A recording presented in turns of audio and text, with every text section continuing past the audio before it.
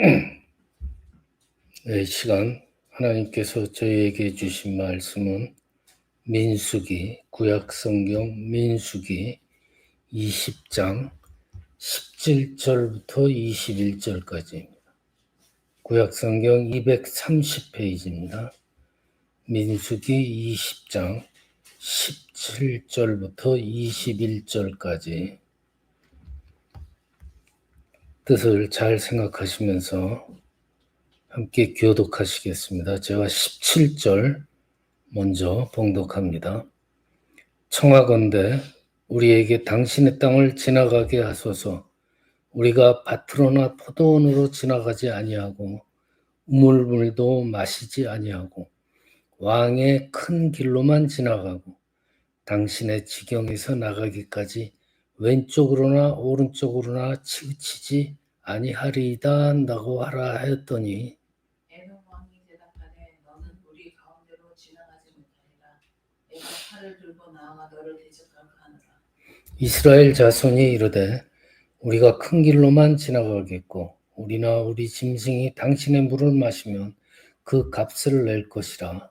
우리가 도보로 지나갈 뿐인즉 아무 일도 없으리이다 하나 그는 이르되 너는 지나가지 못하리라 하고 에돔 왕이 많은 백성을 거느리고 나와서 강한 손으로 막으니 함께 봉독하십니다. 에돔 왕이 이같이 이스라엘이 그의 영토로 지나감을 용납하지 아니하므로 이스라엘이 그들에게서 돌이키니라. 아멘. 오늘 말씀의 제목은 인생길이 막막할 때, 우리가 살면서 정말 막막할 때가 많이 있습니다. 과연 그럴 때 우리 신앙인들은 어떻게 생각을 해야 되느냐에 대해서 함께 은혜를 나누겠습니다.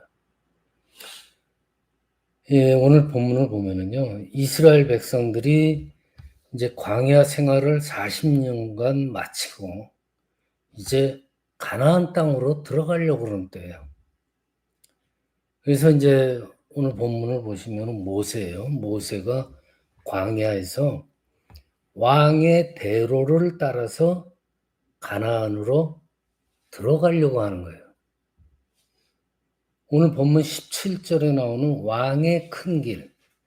이 왕의 큰 길은 이 팔레스타인 지역에서 오랫동안 이렇게 사용했던 길이었어요. 근데 그 길이 이 중동 지역에서는 애굽으로 가는 가장 오래된 길이고 또 항상 이용하는 길이고 당시로서는 아주 그냥 길이 잘 닦여진 그런 길이었습니다. 그래서 이스라엘 민족이 가나안으로 들어갈 때 가장 쉽게 들어갈 수 있는 길이에요. 다른 길이란 거는 찾아보기 힘들고 오직 그 길로 가야지만이 가나안 땅으로 들어갈 수 있는 그런 상황이었어요. 그런데 그 왕의 대로라 그랬죠. 17절에. 왕의 대로를 가기 위해서는 모세가 에돔 왕한테 허락을 받아야 돼요. 그러니까 모세가 에돔 왕한테 정중히 요청했어요. 그렇지만 에돔 왕은 어떻게 해요? 이런지하에 거절을 합니다. 오히려 군사까지 동원하고 그래서 길을 막아버린 거예요. 결국은 가나안으로 들어가는 길이 막히고 만 거예요. 우리 인생길도 마찬가지예요. 우리가 생각하던 길이 꽉 막힐 때가 있잖아요. 이제 광야 생활을 끝내고 본격적으로 가나안 땅을 향해서 나아가는데 누가 죽어요? 아론이 죽죠. 이 아론은요, 모세하고 더불어서 이스라엘 민족을 40년간 이끌어온 민족의 지도자예요. 근데 그 지도자 아론이 죽은 거예요. 근데 이 아론이 죽은 다음에 또 누가 죽어요? 모세도 가나안 땅 바로 목전에서 가나안 땅 앞에서 모세도 죽어요. 그래서 아론의 그 대제사장직은 아론의 아들, 그 엘르아살한테 이어지고, 모세가 죽은 뒤에는 누구한테 이어져요? 여호수아한테 이어져요. 성경 이렇게 스토리를 보시면요, 모세하고 아론은요, 자신들이 끝까지 이스라엘 민족을 인도해서 가나안 땅으로 들어가는 줄 알았어요. 그 다음에 자기들의 죽기를 원했어요. 근데 하나님은 그것을 허락하지 않잖아요. 모세와 아론은 가나안 땅 목전에서 죽어버립니다. 가나안 땅에 들어가지 못하고 아쉽게 목전에서 죽은 거. 그거 이유가 뭔가? 성경에 나와요. 무리바 물에서 실수한 그 실수 때문에 하나님께서 막은 거예요. 오늘 24절을 보면요. 아론은 그 조상들에게로 돌아가고 내가 이스라엘 자손에게 준 땅에는 들어가지 못하리니 이는 너희가 무리바 물에서 내 말을 거역한 까닭이라고 오늘 20장 24절에 나와요. 이유를 분명히 얘기해줘요. 무리바 물에서 너희들이 실수했다. 자, 여기서 그 무리바 물 실수가 중요한 게 아니고 모세와 아론이 가나안 땅에 못 들어갔다고 해서 하나님의 그 원래의 목적, 하나님의 원래의 계획이 바뀌었느냐? 아니에요. 하나님은요, 다음 세대, 그러니까 세대를 바꿔가지고 여호수아와 엘르아살로 하여금 자기들이, 즉 자기 백성을 가나안 땅으로 인도하신 거예요. 모세와 아론이 아니더라도 여호수아와 엘르아살로 하여금 가나안 땅으로 인도하셨다. 자, 이것이 무엇을 가르쳐 주는가? 모세와 아론이 자기들이 뜻한 계획이 있었어요. 자기들이 인도해서 가나안 땅으로 들어가는 거였어요. 그리고 나서 자기들이 죽는다는 거였어요. 근데 그건 인간의 생각이었어요. 모세와 아론이 죽으면서 뜻한 길이 막혔다고 생각될지 모르지만 하나님의 계획이 막힌 것은 아니었잖아요. 새로운 인물들을 세우셔가지고 하나님은 하나님의 뜻을 이루신 거예요. 자, 여기서 그러면은 모세와 아론이 무리바 물에서 실수를 했기 때문에 가나안 땅 목전에 두고 죽었다. 이게 그러면 모세와 아론의 인생이 실패한 것이냐? 아니에요. 모세와 아론은 자기 사명을 훌륭하게 수행한 충성된 하나님의 일꾼이었어요. 그래서 그 사명이 하나님의 뜻대로 후세대로 이어져서 결국은 이어지는 거예요. 즉 모세와 아론이 실패한 게 아니에요. 사명을 당한 거예요. 근데 아론과 모세가 죽으니까 그들의 계획이 막힌 것 같았잖아요. 그렇지만 그게 아니에요. 즉 인간이 생각하는, 즉 내 길이 막혔다고 생각이 돼도 하나님의 길은 여전히 열려 있음을 우리는 믿어야 돼요. 모세와 아론이 죽음으로써 길이 막힌 것 같았지만 여호수아와 엘르야사를 통해서 하나님께서 길을 계속 열어주시잖아요. 우리는 어떤 일을 계획할 때 내 이 조그마한 머릿속에서 생각하는 그 방법대로 그 일이 이루어져야 한다고 잠정적으로 생각을 해요. 그리고 내가 생각하는 인간의 그 시간, 인간 시간에 그 일이 이루어져야 된다고 생각을 해요. 그렇지만은 아니에요.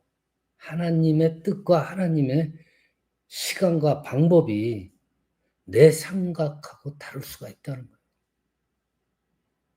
모세와 아론은 다시 얘기하지만 자기들이 이스라엘 민족을 가나안 땅에 인도해야 된다는 막중한 책임감을 갖고 그렇게 생각을 하고 행동을 했던 거예요. 그렇지만 하나님이 생각하시는 타이밍과 방법은 달랐잖아요. 자, 우리 신앙인들이 인생을 살면서 우리가 걸어가는 길이 우리 신앙인들이 막힐 때 과연 어떻게 우리가 생각을 해야 되느냐. 우리들이 믿음 그래요. 근데 믿음이라는 거는 어떻게 보면요. 우리 생각과 우리 계획보다는 하나님의 계획이 따로 있고 그 하나님의 계획이 내 생각보다는 훨씬 낫다는 믿음을 가지고 믿고 기다리는 거. 이것도 믿음이에요. 그래서 지금 내가 생각하거나 내가 간절히 원하는 일이 이루어지느냐, 지금 당장 내가 생각하는 그 시점에 이루어지느냐, 안 이루어지느냐, 사실은 그게 중요하지 않다는 거예요. 왜냐? 하나님의 시간과 방법과 계획이 따로 있기 때문에. 그거를 믿는 게 믿음이에요. 여기서 중요한 게 뭐예요? 하나님에 대한 신뢰예요. 신뢰. 하나님이 정한 시기와 계획과 방법이 내가 생각하는 것보다 더 낫다, 더 좋을 것이다 라는 믿음이에요. 그걸 믿고 기다리는 거.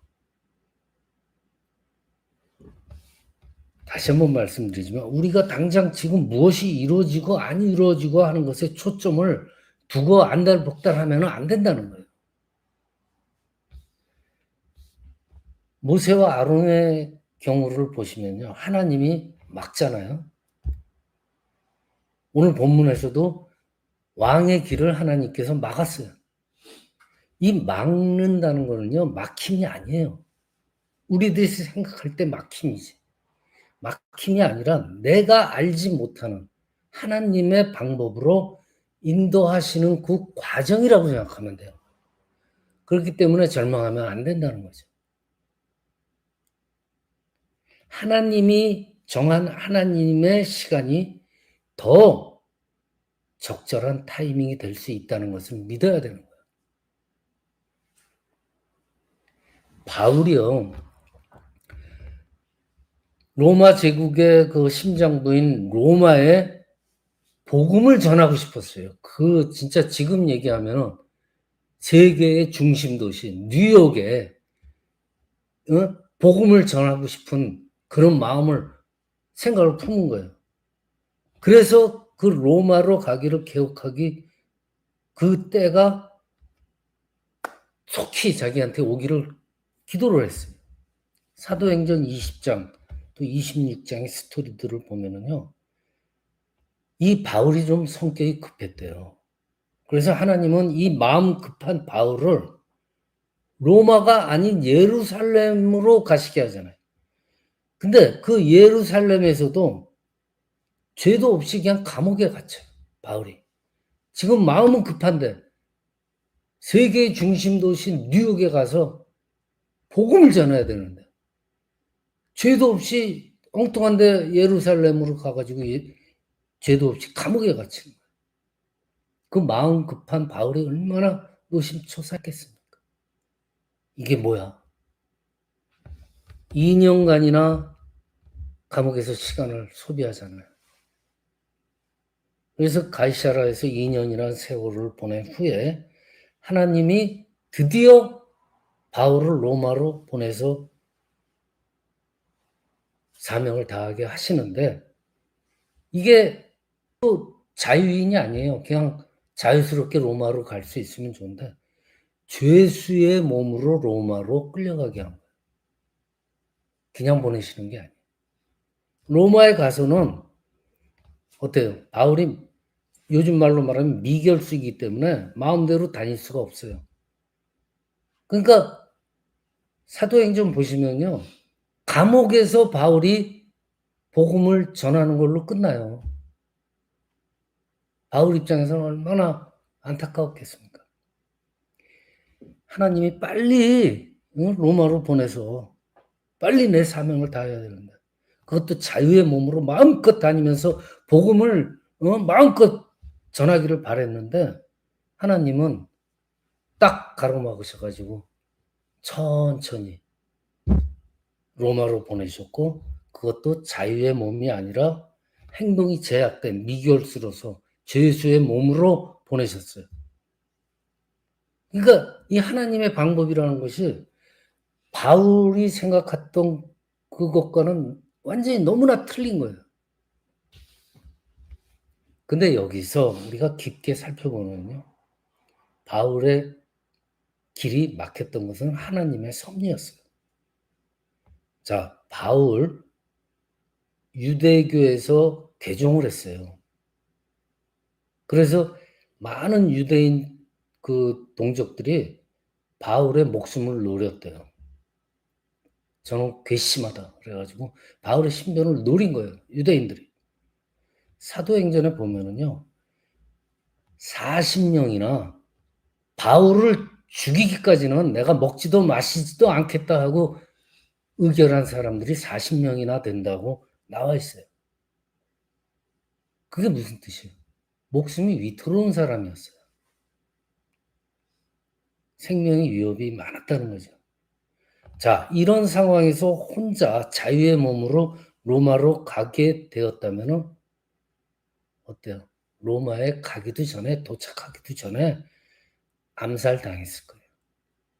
저놈을 죽이기까지는 내가 먹지도 마시지도 않겠다는 사람이 40명이나 됐는데 그 목숨이 자유로운 신분이었다면 붙어 있었겠어요?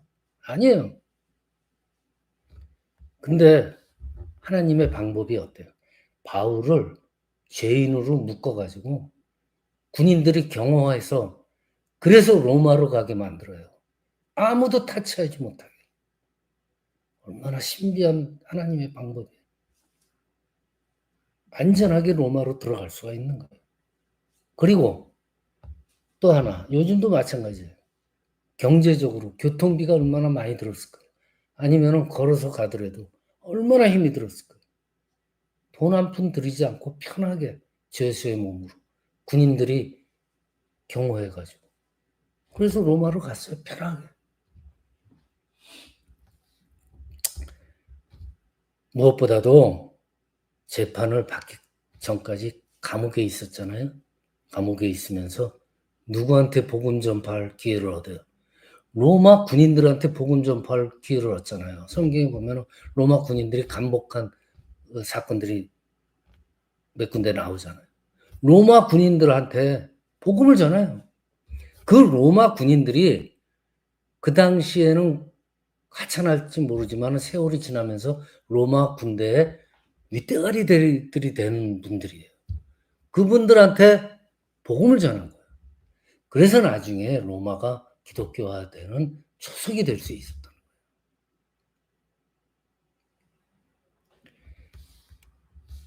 바울의 로마 선교에 대한 하나님의 배려가 있었다는 거예요. 하나님의 방법이 있었다는 거예요. 바울이 전혀 생각지 못한 그런 방법이었어요. 그러므로 우리는 믿어야 돼요. 내 길이 막혔다고 해서 하나님의 길이 막히는 것이 아니다. 절망만 해서는 안 돼요. 그 속에서 하나님의 소망을 봐야 돼요. 내 길이 막혀도 하나님이 여시는 그 하나님의 길, 그 하나님이 또 새롭게 길을 열어주신다. 얼마나 희망된 소망이에요. 우리가 절망 가운데 있을 때 하나님께서 소망을 주시는 거예요. 하나님의 길로. 그래서 믿어야 돼요. 여러분들 토스카니니라는 세계적인 명치이자 알죠? 이 오케스트라에서 연주하는 분들은요. 그분들의 최종 목표는 그러니까 연주자들의 꽃이라는 것은 훌륭한 명지휘자가 되는 것이 그분들의 꽃이랍니다. 소망이랍니다. 그런데 이 토스카니니는 일개 그 수십 명의 연주자 중에 첼로 리스트에다가 또 시력이 무지하게 나빴답니다. 거의 장님 수준의 시력이었다고 그래요. 토스카니니가. 그래서 연주할 때마다 악보를 보려면은 너무 힘들잖아요. 그래서 안 되겠다 싶어서 악보를 외우기로 했어요. 아예. 그러니까 악보 안 보고 아예 외워버리겠다. 눈에 안 보이니까 악보가. 그럴 수밖에 없죠. 그 토스카니니의 방법은 그거밖에 없어요. 그래서 악보를 아예 통째로 외워서 연주를 했답니다. 매번 그렇게 악보를 외워서 했답니다. 근데 한 번은 그가 로시 오페라단이라는 그 오페라 속해 있는 그 단원에서 활동을 했는데 브라질의 리오데자네이루로 공연을 갔습니다. 이 로시 오페라단이. 근데 지휘자가 갑자기 사고가 나가지고 지휘자가 공석이 돼버린 거예요. 다 해가지고 브라질 리오데자네이루에 연주하러 다 갔는데 마지막에 가서 지휘자가 공석이 돼버린 거예요. 도둑이 이 오케스트라 단원들 중에서 누군가 뽑아가지고 지휘자로 세워야 되는데 이 지휘를 하려면요 곡 전체의 흐름이 머릿속에 다 들어와 있어야 된대요. 근데 가만히 보니까 항상 악보를 외워서 연주하는 토스카니니밖에 없어요. 곡 전체를 감을 잡고 있는 사람. 아예 통째로 외워버리는 분이니까. 사람들이 그걸 알고 있죠. 그러니까 은은 끝에 악보를 다 암기하고 있던 토스카니니를 지휘자로 뽑은 거예요. 그러니까 토스카니는 눈은 안 보이지만은 그 아이다 아시죠? 아이다를 연주하는 거예요. 아이다 그 전곡을 머릿속에 외운 대로 훌륭하게 지휘를 해버린 거예요. 그때 나이가 몇 살인지 아세요? 19살이었대요. 그때 나이가. 그래서 그 아주 성대한 그 오페라 공연을, 아이다 공연을 훌륭하게 지휘를 해서 마치고 그 사건을 계기로 세계적인 명지휘자로 한도도 올라갔던 거예요. 그 사건을 계기로. 그래서 토스카니니가 항상 그렇게 그 후에 얘기를 했답니다. 나의 나쁜 시력, 즉 하나님께서 나의 시력 저하로 나의 길을 막으셨지만 하나님께서는 이 길을 준비해 놓으신 것이다. 세계적인 명지휘자로 나를 쓰시기 위해서, 나를 세우시기 위해서 하나님의 길이 따로 있었다. 난 그것을 몰랐다. 지금 아버지 하나님께 너무나 감사한다. 그런 말을 수시로 하신답니다. 그렇습니다. 하나님은 하나님의 문을 닫으실 때, 그러니까 우리가 가고 있는 길을 딱 막으실 때는 또 다른 길이 준비되어 있다는 것을 우리 믿어야 돼요. 그러니까 우리의 인생 길이 꽉 막힐 때 그것이 꼭 나쁘다는 것이 아니라는 거예요. 왜냐? 하나님의 길이, 새로운 길이 있기 때문에. 이 진리를 믿어야 되는 거예요. 이 진리를 믿고 절망하지 말고 인내하고 승리하는 저와 여러분이 되시기를 축원합니다.